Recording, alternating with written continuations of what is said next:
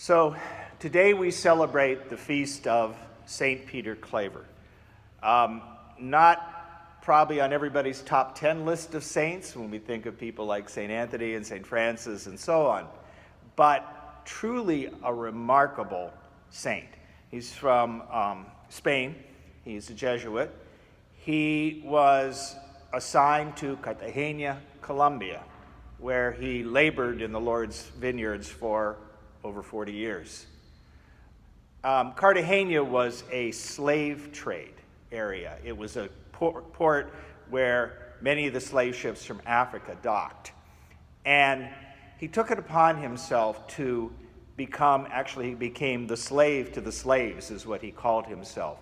Because for 40 years, he met every slave ship that came into that port. He would go out in a boat to get onto the ships. He would go down into the holds where many of the slaves were dead or dying, give them last rites, catechize them, gave them communion, and so on. Eventually, in the peak of his ministry, he had gotten other catechists, other Africans who spoke the different languages, because obviously the people that were coming into that port were from many different tribes in Africa, and so they spoke many different languages. And so he had people that he had already catechized and would take out on his ship, on his little boat, and go into the holds so they could translate, because of course these folks coming in were terrified, had no idea what was going on. He was not well liked. He was not supported by the local Christians, Catholics.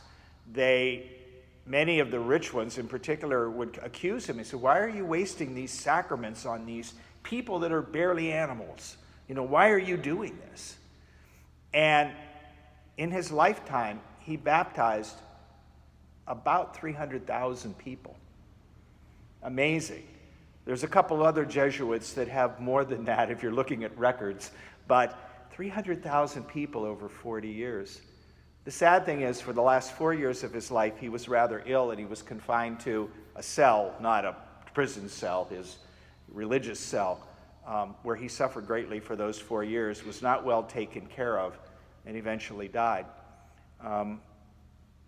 The other amazing thing about him was that after he died, many of the people who had accused him of not doing the right thing were people that came and praised his work.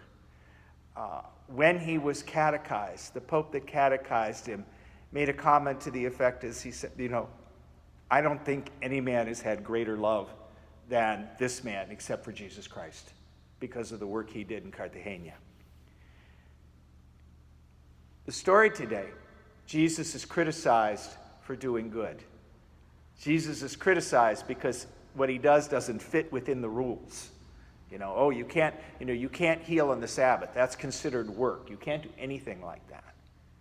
And Jesus reminds us, just as the life of St. Peter Claver reminds us, that sometimes the rules aren't right. Sometimes things need to be done. We need to be doing the right things rather than the things that make us look good or seem to comply with what the rest of the world thinks we should be doing. But brothers and sisters, we're called to be people of great love.